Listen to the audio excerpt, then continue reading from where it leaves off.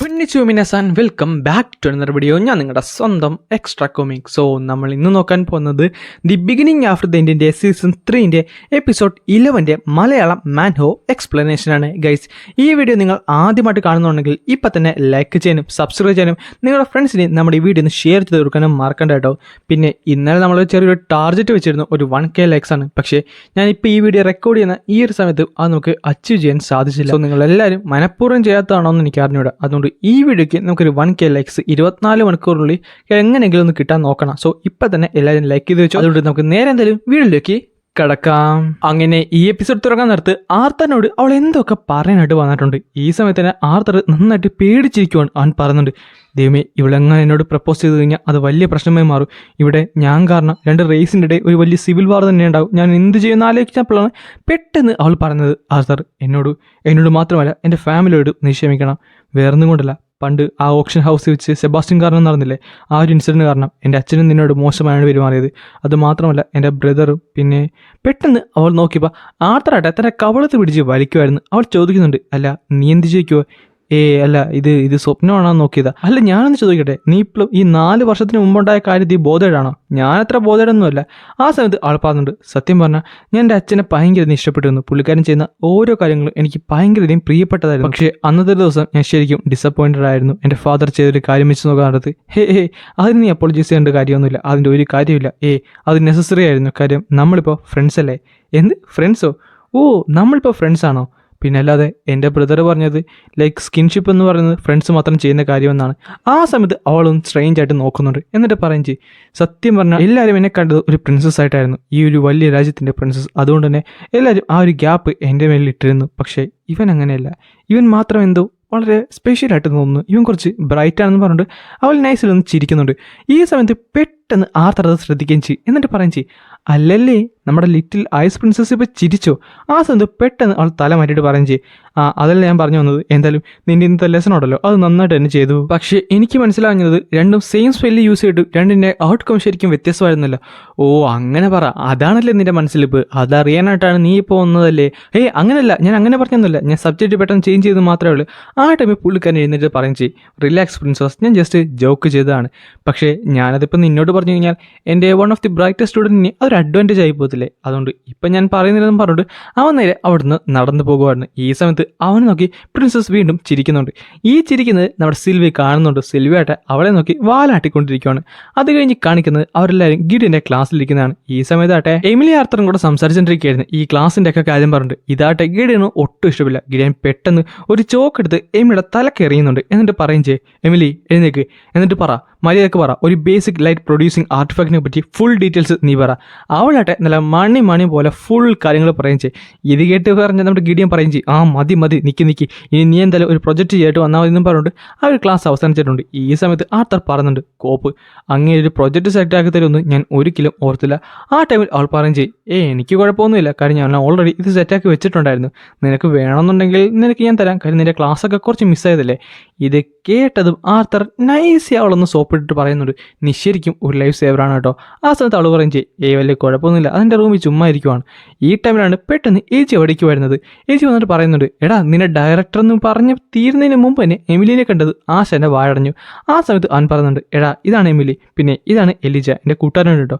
അങ്ങനെ അവർ രണ്ടുപേരും കൂടെ നെക്സ്റ്റ് ടു മീറ്റ് എന്നൊക്കെ പറഞ്ഞ് കൂട്ടുപോകുന്നുണ്ട്. ഈ സമയത്ത് പെട്ടെന്നാണ് വന്ന കാര്യം അവൻ ഓർത്തത്. എന്നിട്ട് പറയും ചെയ്യും, എടാ നിന്നെ ഡയറക്ടർ ഗുഡ്സ്കൈ പുള്ളിക്കാരുടെ ട്രെയിനിങ് ഹാളിലേക്ക് വിളിക്കുന്നുണ്ടായിരുന്നു. അങ്ങനെയാണ്, എങ്കിൽ ഞാൻ പോയിട്ട് വരാം, നിങ്ങൾ എന്തായാലും ഇവിടെ നിൽക്കുന്നു പറഞ്ഞിട്ട് അവർ നേരെ അവിടേക്ക് നടന്നു പോകുവാണ്. ആ ഗേറ്റ് തുറന്ന് അകത്തേക്ക് കയറിയപ്പോൾ അവിടെ നമ്മുടെ ടെസ്റ്റിൽ ഉണ്ടായിരുന്നു. പുള്ളിക്കാരായിട്ട് മെഡിറ്റേറ്റ് ചെയ്തുകൊണ്ടിരിക്കുമെന്ന് ടെസ്റ്റിനെ കണ്ടപ്പോൾ തന്നെ സിൽവി മാമാന്നും വിളിച്ചോട്ട് നേരെ അവളുടെ മെത്തേക്ക് ചാടിയിട്ടുണ്ട്. ആ ടൈമിൽ പറഞ്ഞു ചെയ്യും, ഹായ് സിൽവി. അത് കഴിയുമ്പോൾ നമ്മുടെ ആർത്തനെ കാണാത്ത ആർത്തനെ അവൾ വിളിക്കുന്നുണ്ട്. അവനായിട്ട് ഹായും പറഞ്ഞിട്ട് നേരെ അടുത്തേക്ക് വന്നിട്ടുണ്ട്. എന്നിട്ട് ചോദിക്കുന്നുണ്ട്, അല്ല ഗുഡ്സ്കൈ എന്തേ? പുള്ളിക്കാർ കുറച്ച് നേരം പുറത്തേക്ക് പോയിട്ട് ആ സമയത്ത് ആർത്തന് മനസ്സിലായി ഇതെല്ലാം പുള്ളിക്കാരുടെ സ്കീമാണെന്ന്. ഈ ടൈമിൽ അവൾ പറയുന്നുണ്ട്, അപ്പോൾ നമുക്ക് തുടങ്ങിയാലോ. അത് കഴിയുമ്പോൾ ആർത്തർ തൻ്റെ മനസ്സിലേക്ക് പറയുന്നുണ്ട്, ഈ അസിമുലേഷൻ എന്ന് പറയുന്നത് ശരിക്കും ഭയങ്കര ലോട്ട് ഓഫ് എഫേർട്ട് കൊടുക്കേണ്ട ഒരു കാര്യം തന്നെയാണ്. അത് ഒറ്റയ്ക്ക് ചെയ്യാൻ പറ്റുന്നതല്ല. അത് മാത്രമല്ല, ഒരു മേജിന് തന്നെ സെയിം എലമെൻ്റുള്ള ഒരു ബീസിൻ്റെ കോർ കിട്ടിയാൽ മാത്രമേ അത് പ്രാക്ടിക്കലി നമുക്ക് വർക്ക് ചെയ്യിപ്പിക്കാൻ പറ്റത്തുള്ളൂ, അതും ഒരു ഹോസ്റ്റിൻ്റെ സഹായത്തോടു കൂടി. പക്ഷേ നമ്മുടെ ആർത്തറായിട്ട് പുള്ളിക്കാരൻ ഒരു കോഡ്ര എലമെൻറ്റൽ മേജ് ആയതുകൊണ്ട് തന്നെ പുള്ളിക്കാരൻ്റെ 4 എലമെൻറ്റ് യൂസ് ചെയ്തുകൊണ്ട് തന്നെ ടെസ്സിനെ പുള്ളിക്കാരനെ ഹെൽപ്പ് ചെയ്യാൻ സാധിക്കും. അത് മാത്രമല്ല, പുള്ളിക്കാരൻ്റെ ബോഡി ഒരു വലിയൊരു ബാറ്ററി പോലെ വർക്ക് ചെയ്യും. എന്നിട്ട് അവിടെ നിന്ന് കിട്ടുന്ന മാനൊക്കെ എന്താ പറയുക ക്ലീൻ ചെയ്ത് അല്ലെങ്കിൽ ഒന്ന് റിഫൈൻ ചെയ്താണ് ടെസ്സിൻ്റെ ബോഡിയിലേക്ക് തിരിച്ചു കൊടുക്കുന്നത്. അതുകൊണ്ട് തന്നെ പുള്ളിക്കാരൻ നന്നായിട്ട് തന്നെ ടെസ്സിനെ ഹെൽപ്പ് ചെയ്യാൻ സാധിക്കും. അങ്ങനെ കുറച്ച് നേരം അവരുടെ പ്രാക്ടീസ് കണ്ടിന്യൂ ചെയ്തു. അങ്ങനെ രണ്ടുപേരും ക്ഷീണിച്ചു. ആ സമയത്ത് അവർ പറയുന്നുണ്ട്, എന്തായാലും ഇന്നത്തേക്ക് ഇത് മതി. ആ സമയത്ത് അവൾ പറയും ചെയ്യും താങ്ക് യു. ഈ ടൈമിലാട്ടെ നമ്മുടെ സിൽവി അതുപോലെ ടോബിയും കൂടെ അവിടെ കിടന്ന് കളിക്കുന്നുണ്ടായിരുന്നു. ഈ ടൈമിൽ അവൾ ചോദിക്കുന്നുണ്ട്, അല്ല എടാ, ഞാൻ നിന്നെ ഉമ്മ വെച്ചുകൊണ്ട് നിനക്ക് എന്തെങ്കിലും പ്രശ്നമുണ്ടോ? പ്രശ്നമൊന്നുമില്ല. ഞാൻ സത്യം പറഞ്ഞാൽ ശരിക്കും ഞെട്ടിപ്പോയി. അല്ല, നീ അത് കഴിഞ്ഞ് എന്നെ അവോയ്ഡ് ചെയ്യുമായിരുന്നല്ലോ. ടെസ്റ്റ് നീ എന്താ പറയുന്നത്? അങ്ങനെയൊന്നുമില്ല. സോ നിന്നെപ്പോലെ കുട്ടി അത് ചെയ്തത് അത് ജസ്റ്റ് ക്യൂരിയോസിറ്റിയുടെ പുറത്താണെന്ന് എനിക്ക് നന്നായിട്ട് തന്നെ അറിയാം. അത് വലിയ കാര്യമാക്കിയൊന്നും വേണ്ട. ഈ സമയത്ത് അവളുടെ മൂഡ് ഫുള്ളി പോയിട്ടുണ്ട്. അവൾ പറയുന്നുണ്ട്, നീ ചുമ്മാ എക്സ്ക്യൂസസ് ഒക്കെ ഉണ്ടാക്കുമല്ലേ. ഞാനത് ചെയ്തത് നമ്മൾ പെട്ടെന്ന് തന്നെ കല്യാണം കഴിക്കണം എന്നുള്ളത് കൊണ്ടൊന്നുമല്ല. ഞാൻ ചെയ്തത് നിന്നെ അഡ്വാൻറ്റേജ് എടുത്തത് വേറൊന്നും കൊണ്ടല്ല, ഈ കാര്യം ഒന്ന് പ്രോഗ്രസ് ചെയ്യാനായിട്ടാണ്. നീ അങ്ങനെ പറയല്ലേ. ഒന്നുമില്ലെങ്കിൽ നീ ഒരു പ്രിൻസസ് അല്ലേ. അതുമല്ല, നമ്മൾ കുറച്ച് വർഷമായല്ലേ കാണാൻ തുടങ്ങിയിട്ട്. എനിക്ക് നിന്നെ അറിയാമെന്ന് പറഞ്ഞപ്പോൾ പെട്ടെന്ന് അവൾ ദേഷ്യപ്പെട്ടുണ്ട്, എഴുന്നേക്കുന്നുണ്ട്. എന്നിട്ട് പറയും ചെയ്യും, മതി, എല്ലാം നിർത്തിക്കോ. ഞാൻ ഈ ആൻസർ അല്ല ഒരിക്കലും നിന്റെ ഭാഗത്ത് നിന്ന് എടുത്തത്. എന്തായാലും ഞാൻ കുറച്ചധികം നിന്റെ ഭാഗത്ത് നിന്ന് എക്സ്പെക്ട് ചെയ്തു. ഞാൻ പോകുകയാണെന്ന് പറഞ്ഞിട്ട് അവൾ നേരെ തിരിഞ്ഞ് നടക്കുന്നുണ്ട്. ഈ സമയത്ത് അവൻ വിളിക്കുകയും ചെയ്യും, ടെസ് ഒന്ന് വെയിറ്റ് ചെയ്തേ.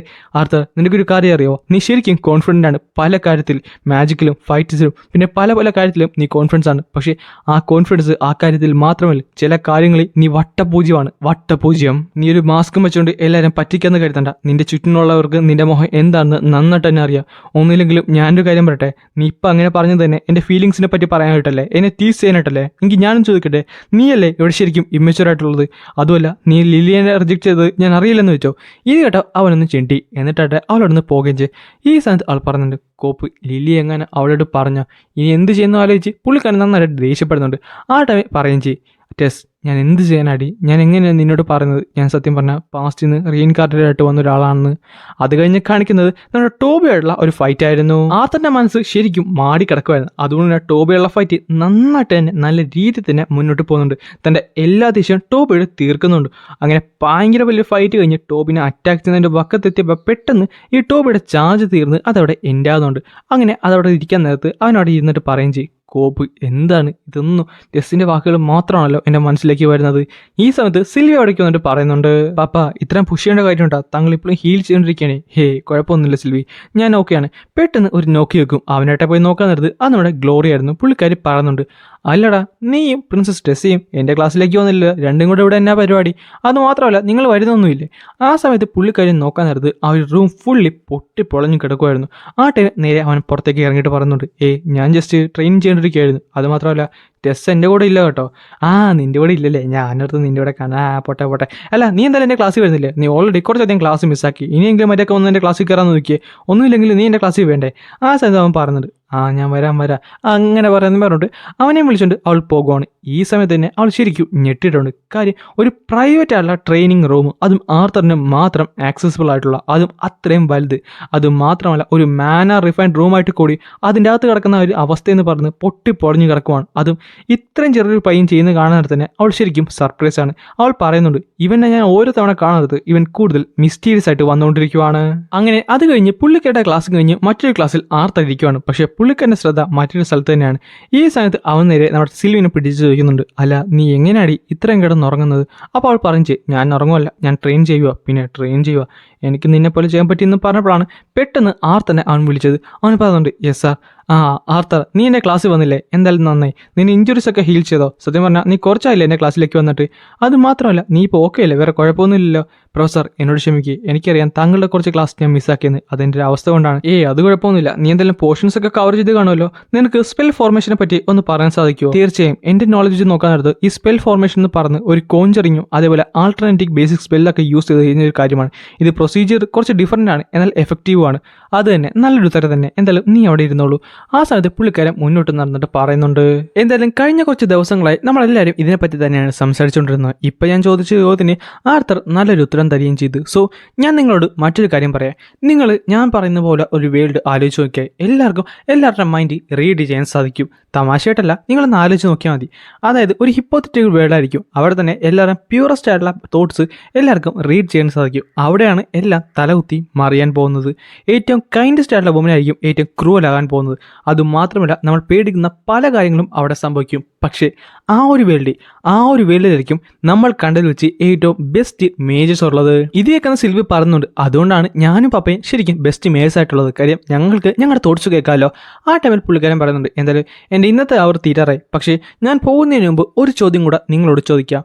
നമുക്കറിയാം ചില കോൺജുറേഴ്സിനും അജുമിനേറ്റേഴ്സിനും ചാണ്ട് ചെയ്യാൻ സാധിക്കത്തില്ല. അത് എന്തുകൊണ്ടാണ്? പെട്ടെന്ന് ഒരുത്തിന് ഉത്തരം പറയുന്നുണ്ട്, അല്ല ഞാൻ വിചാരിച്ചിരുന്നത് നമ്മളുടെ സ്പെല്ല് മാസ്റ്റർ ചെയ്ത് കഴിഞ്ഞാൽ നമുക്ക് ചാണ്ട് ചെയ്യേണ്ട എന്നാണ്. ഒരിക്കലും അങ്ങനെയല്ല. നമ്മൾ ചാൺ ചെയ്താലും ആ ഒരു കാര്യം പറയുന്നുണ്ട്. പക്ഷെ അത് നമ്മുടെ മനസ്സിൻ്റെ ഉള്ളിലാണെന്ന് മാത്രം. അതിൻ്റെ സ്പീഡ് കൂടുന്നതനുസരിച്ചാണ് നമ്മൾക്ക് ഓരോ കാര്യം വ്യക്തമായി ചെയ്യാൻ സാധിക്കുന്നത്. സോ അതൊരിക്കലും നമുക്ക് വേണ്ടെന്ന് പറയാൻ സാധിക്കത്തില്ല. അതെല്ലാ സ്പെല്ലിലും ഉണ്ട്. പക്ഷേ അവിടെ ഹ്യൂജ് ആയിട്ടുള്ള ഒരു ഡിഫറൻസ് ഉണ്ട്. ഞാൻ വേണമെന്നുണ്ടെങ്കിൽ ഒരു എക്സാമ്പിളോടെ പറഞ്ഞു തരാം. ഞാനിപ്പോൾ ഒരാളോട് ഇഷ്ടമാണെന്ന് പറയുന്നതിനെക്കാട്ടും നല്ലത് ഞാൻ നിന്നെ ഇഷ്ടപ്പെട്ടിരുന്നു എന്ന് പറയുന്നതാണ്. കാര്യം ആ ഇഷ്ടപ്പെട്ടിരുന്നു എന്ന് പറയുന്ന വാക്ക് അവരുടെ ഉള്ളിൽ ഒരു സ്പെല്ല് പോലത്തെ ഒരു കാര്യം ക്രിയേറ്റ് ചെയ്യും. അതുകൊണ്ട് തന്നെ അതിൻ്റെ ഉത്തരത്തിന് വേണ്ടി അവർ വീണ്ടും ചോദ്യങ്ങൾ നമ്മളോട് തിരിച്ച് ചോദിക്കാൻ തുടങ്ങും. ഇത് കേൾക്കാനടുത്ത് തന്നെ മനസ്സിലാക്കി പെട്ടെന്ന് ടെസ്റ്റിൻ്റെ കാര്യം ഓർമ്മ വരും. സോ ഈ ഒരു സ്പെല്ലാണ് നമ്മൾ എല്ലാവരും യൂസ് ചെയ്യുന്നത്. പക്ഷേ നമ്മുടെ രീതിയിലാണെന്ന് മാത്രം. ഇത് കേട്ടപ്പോൾ എല്ലാവരും ശരിക്കും ഇൻട്രസ്റ്റിംഗ്. ആ സ്ഥലത്ത് ആർത്തർ പറഞ്ഞുണ്ട്, ഇവനെ ശരിക്കും പിള്ളേരെ പിടിച്ചെടുത്താൻ അറിയാം. അങ്ങനെ പുള്ളിക്കാരൻ തന്റെ ക്ലാസ് വീണ്ടും മുന്നോട്ട് കൊണ്ടുപോയി. ഈ സമയത്ത് അങ്ങനെ ക്ലാസ് ഒക്കെ കഴിഞ്ഞ് ആർത്തർ പുറത്തേക്ക് ഇറങ്ങിയിട്ടുണ്ട്. പക്ഷെ അവൻ പറയുന്നുണ്ട്, കോപ്പ് ഞാൻ ക്ലാസ്സിൽ കയറിയിട്ട് എന്ത് ഗുണം? ആകെപ്പാടെ എൻ്റെ മനസ്സിലേക്ക് വരുന്നത് ടെസ്റ്റുമായിട്ടുള്ള പ്രശ്നങ്ങൾ മാത്രമാണ്. ഞാൻ ഒരിക്കലും ആലോചിച്ചിരുന്നില്ല അവളുടെ വാക്കുകൾ എന്നെ ഇത്രയധികം വേദനിപ്പിക്കുമെന്ന്. അത് വേറൊന്നും കൊണ്ടല്ല, അത് മാമ പറഞ്ഞ സത്യമാണെന്ന് സിൽവി പറയുന്നുണ്ട്. ആ ടൈം അവൻ ചോദിക്കുന്നുണ്ട്, സിൽവി നീ സത്യം പറഞ്ഞാൽ ആരുടെ സൈഡിലാണ്? അതുകൊണ്ട് പറഞ്ഞല്ല, പക്ഷേ മാമയുടെ കാര്യത്തിൽ അച്ഛൻ കുറച്ചുകൂടെ കെയർ കൊടുക്കണം നല്ലതാണ്. സിൽവി ഞാൻ എങ്ങനെയാണ് അവനോട് ബാക്കിയുള്ള കാര്യങ്ങളൊക്കെ പറഞ്ഞത്? എനിക്കറിഞ്ഞൂടാ. അങ്ങനെയൊക്കെ പറയാനായിട്ട് ഒരു ഇത് വരുമോ? അത് കഴിയാൻ നേരത്ത് ആർത്തർ പെട്ടെന്ന് അവിടെ നിൽക്കുന്നുണ്ട്. എന്നിട്ട് പറയും ചെയ്യും, അല്ല ഞാൻ ഒന്ന് പറയട്ടെ, ഞാൻ കുറച്ച് ഡിസ്ട്രാക്റ്റഡ് ആയിപ്പോയി. പക്ഷേ ഒന്നുമില്ലെങ്കിലും നീ കുറച്ചുകൂടെ സൂക്ഷിച്ചു വേണ്ടേ എൻ്റെ അടുത്തേക്ക് വരാൻ? ലൂക്കസ്. അങ്ങനെ ലൂക്കസ് ആർത്തൻ്റെ അടുത്തോട്ട് വന്നുകൊണ്ടാണ് ഈ ഒരു ചാപ്റ്റർ ഇവിടെ അവസാനിക്കുന്നത്.